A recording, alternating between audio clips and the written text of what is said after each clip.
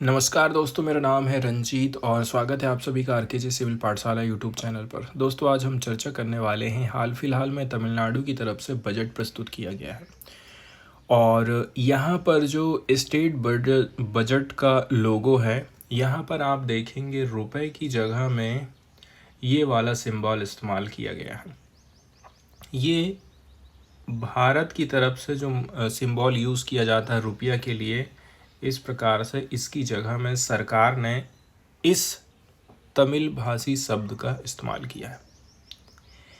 एक जो रीजन हो सकता है इस सिंबल के पीछे वो ये है कि सरकार जो है थर्ड लैंग्वेज फार्मूला को थोपना चाहती है साउथ वाले स्टेट में। तो कुल मिलाकर के इस बात का विरोध जाहिर करना चाहते हैं साउथ वाले स्टेट। हो सकता है इस दिशा में ये एक कदम हो, लेकिन यहाँ पर क्वेश्चन जो खड़ा होता है वो ये है कि क्या संविधान इसको अलाउ करता है कि नहीं करता है। क्वेश्चन यहाँ पर ये उठता है, इसी के बारे में यहाँ पर हम डिटेल में चर्चा करने वाले हैं। सबसे पहले तो हम न्यूज़ को देखते हैं कि हाल फिलहाल में ये चीज़ न्यूज़ में रही है कि तमिलनाडु ने रुपए के लिए जो सिंबल यूज़ किया जाता था उसकी जगह में खुद के तमिल का जो वर्ड यूज़ किया जाता है उसका इस्तेमाल किया गया है स्टेट बजट लोगो में। कुल मिलाकर के तमिलनाडु की जो सरकार है, तमिलनाडु के जो चीफ मिनिस्टर हैं M.K. स्टालिन, थर्सडे के दिन उन्होंने रिलीज़ किया था एक प्रमोशनल लोगो को, तमिलनाडु बजट फॉर 2025-26। एंड इन्होंने इसमें इंडियन करेंसी का जो सिंबल है रुपए, ये रुपए इस्तेमाल किया जाता है, इसकी जगह में तमिल भाषा में, ठीक है, अभी तक देखा जाए जो प्रीवियस फाइनेंशियल ईयर हुआ करता था वहाँ पर रुपए ही इस्तेमाल किया जाता था, लेकिन इस बार आप देखेंगे ना तमिल लेटर रू, ये जो वर्ड यहाँ यूज़ किया गया है इसका अर्थ होता है रू, जो कि डिनोट करता है रूबाई को। मतलब तमिल वर्ड है जो कि करेंसी के लिए इस्तेमाल में किया जाता है। अब इस बजट को प्रेजेंटेड किया गया फ्राइडे के दिन। इस लोगो को शेयर किया गया था ऑफिशियल एक्स के पेज में, ट्विटर के पेज में। कहाँ पर? चीफ मिनिस्टर का जो मुख्य पेज है ट्विटर का, वहाँ पर इस लोगो को प्रस्तुत किया गया है। इसमें एक स्लोगन भी लगाया गया है, एल्लार्कुम एल्लम, मतलब एवरीथिंग फॉर एवरीवन। ये आइडिया बताता है कि सरकार सब लोगों को इंक्लूड करना चाहती है, इसमें इंक्लूसिवनेस है सरकार का। तो जो प्रमोशनल वीडियो रहा था जिसको प्रोड्यूस किया गया है information and public relation department के द्वारा, इसमें इंक्लूड था संगम पीरियड की कुछ पंक्तियाँ। पुरानूरू नाम तो यहाँ पर ऐसा है कि मैं खुद नहीं पढ़ पाता हूँ, दिक्कत ये हो जाती कभी कभी। क्या नाम है इसका? पुराना नूरू। तो यहाँ पर कुछ पुरुनूरू के छंद या फिर उसकी पंक्तियाँ भी उन्होंने प्रस्तुत करी हैं। बोला जा रहा है कि आधिकारिक सूत्रों से पता चला है तमिलनाडु सरकार अपने बजट दस्तावेज में तमिल अक्षर रूबाई और अंग्रेजी के शब्द का जो रुपए है इसका यूज़ कर रही है। उसने हिंदी का जो वर्ड है रुपए, जो सिंबल है, इसको यूज़ करने से मना कर दिया है। केंद्र सरकार को एक प्रकार से कहना चाहिए क्लियर जवाब दिया है, मुंह तोड़ जवाब दिया है कि हिंदी को यदि आप हमारे साउथ वाले स्टेट में थोपेंगे तो वो ठीक नहीं रहेगा। ये लोग हमेशा से ही विरोध करते आ रहे हैं। उसका रीज़न ये है, हिंदी यदि कंपलसरी हो जाती है पार्टिकुलरली साउथ के स्टेट में, तो वहाँ के जो बच्चे हैं उतनी अच्छी नहीं रहती उनकी हिंदी। और हिंदी को जब कॉम्पिटिटिव एग्ज़ाम में पूछा जाएगा तो नॉर्थ वाले बच्चे ज़्यादा आगे निकल जाएंगे, साउथ वाले बच्चे पिछड़ जाएंगे, नौकरी के अवसर कम उनको मिलेंगे। इसलिए पार्टिकुलरली साउथ के स्टेट इस चीज़ का विरोध करते हैं। अब एक चीज़ है जो हमारे लिए यहाँ पर काम की है, वो काम की बात कौन सी है भाई?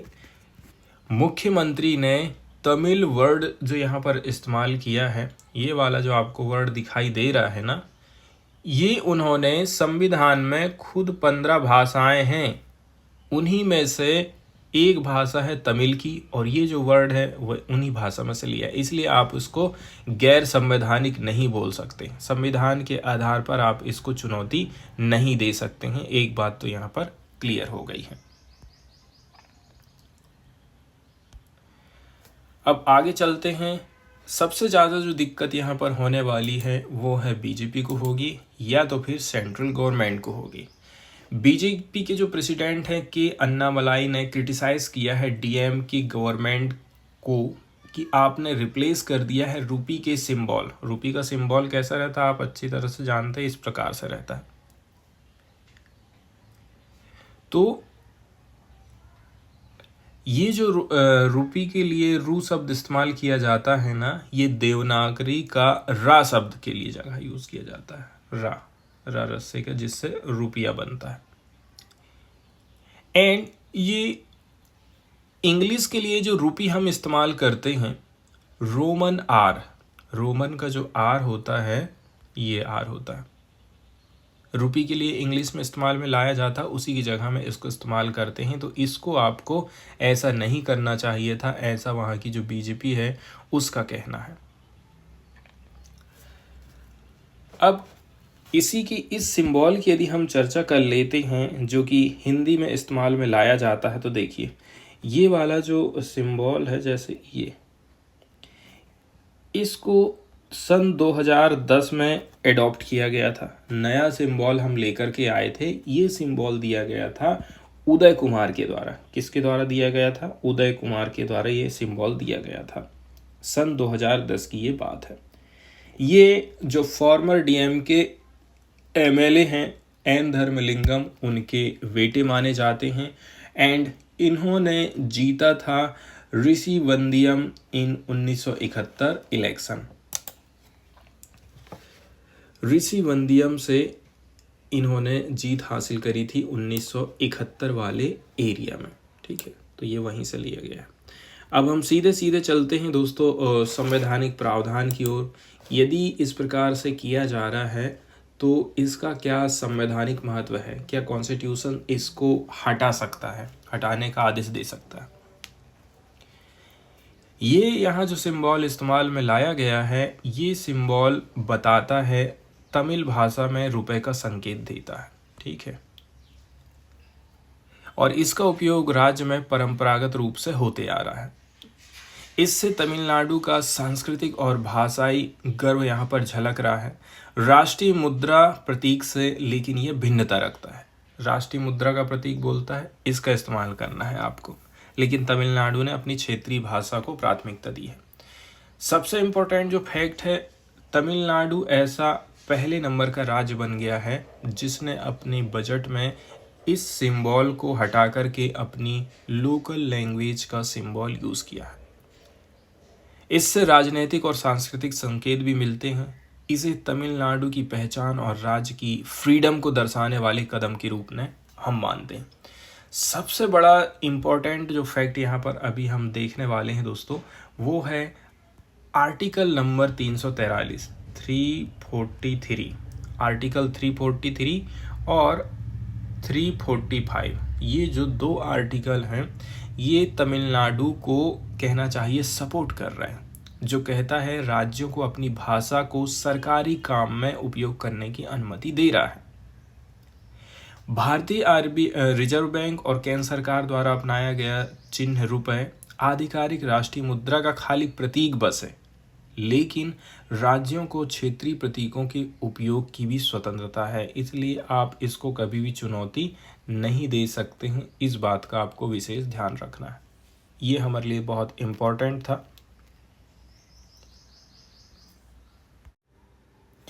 अब चूंकि यहाँ पर हम स्टेट बजट की चर्चा कर रहे हैं, इसलिए स्टेट बजट के कुछ बेसिक प्रावधान हम देख लेते हैं कॉन्स्टिट्यूशंस के हिसाब से, जो कि पॉलिटी में हमारी मदद करने वाले हैं।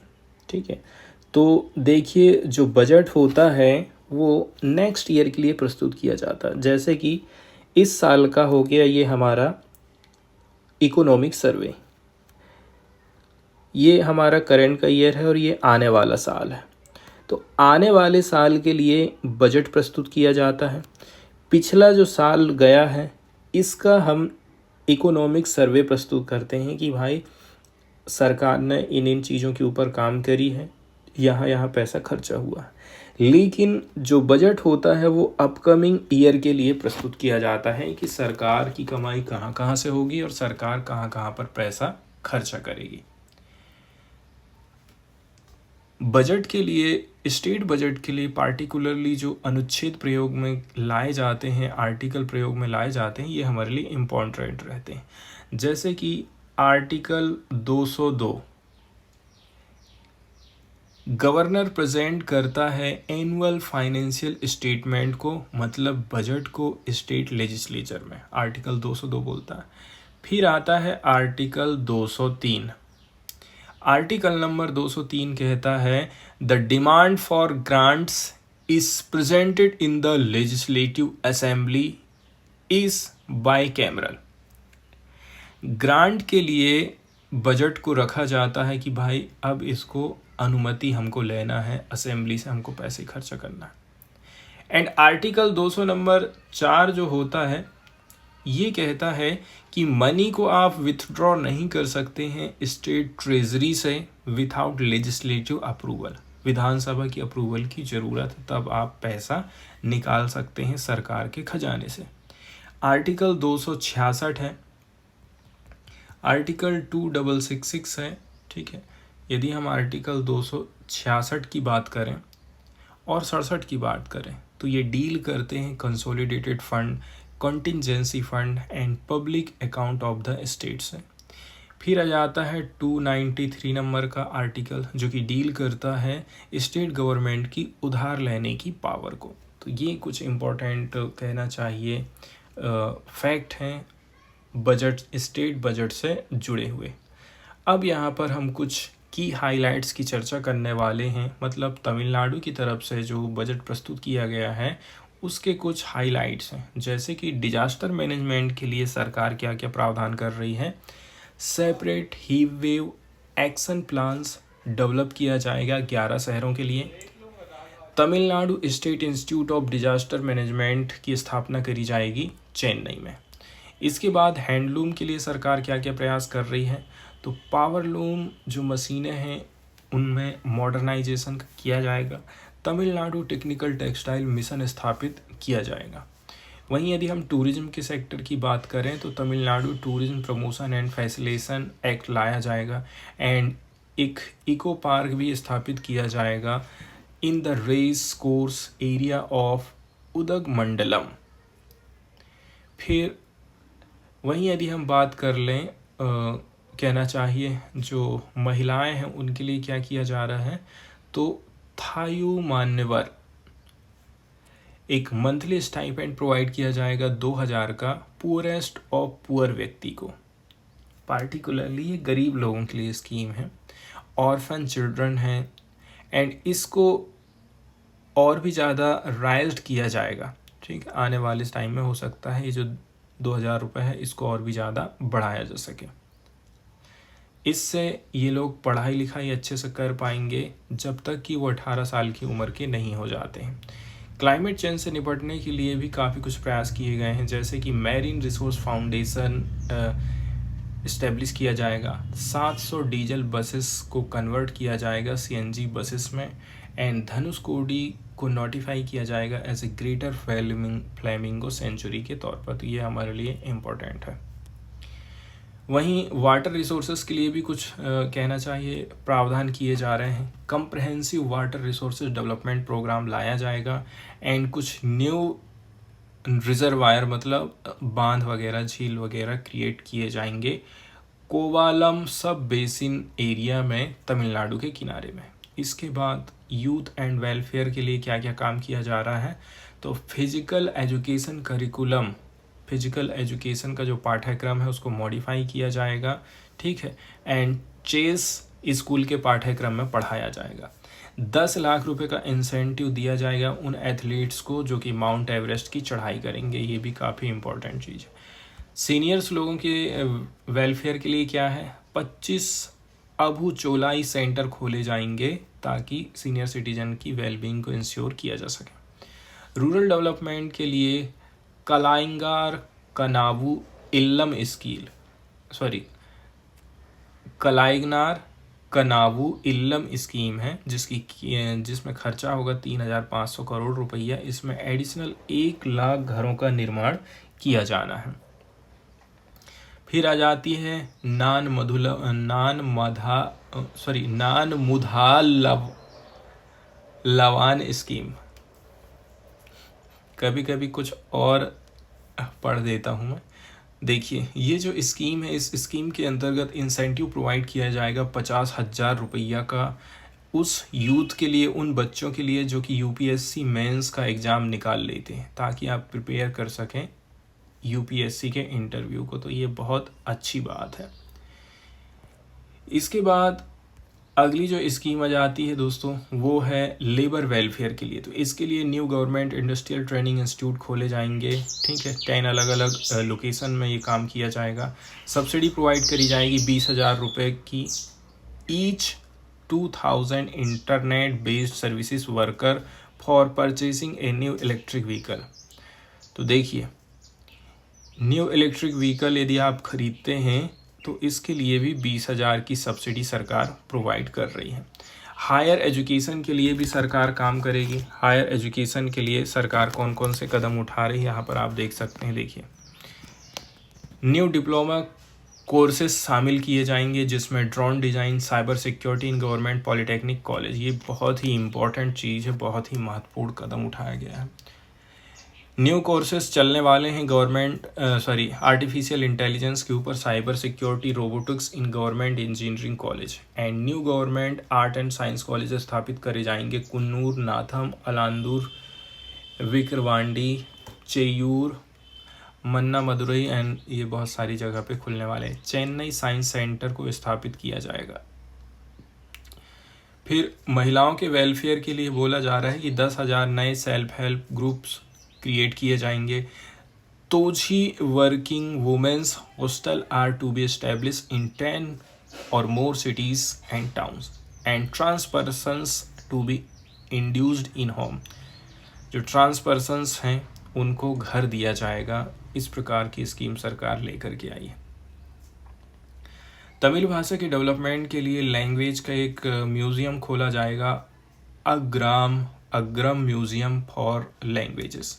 वर्ल्ड तमिल ओलंपियाड कंपटीशन हर साल आयोजित किया जाएगा, ताकि पार्टिसिपेशन किया जा सके स्कूल स्टूडेंट का इंडिया एंड तमिल से।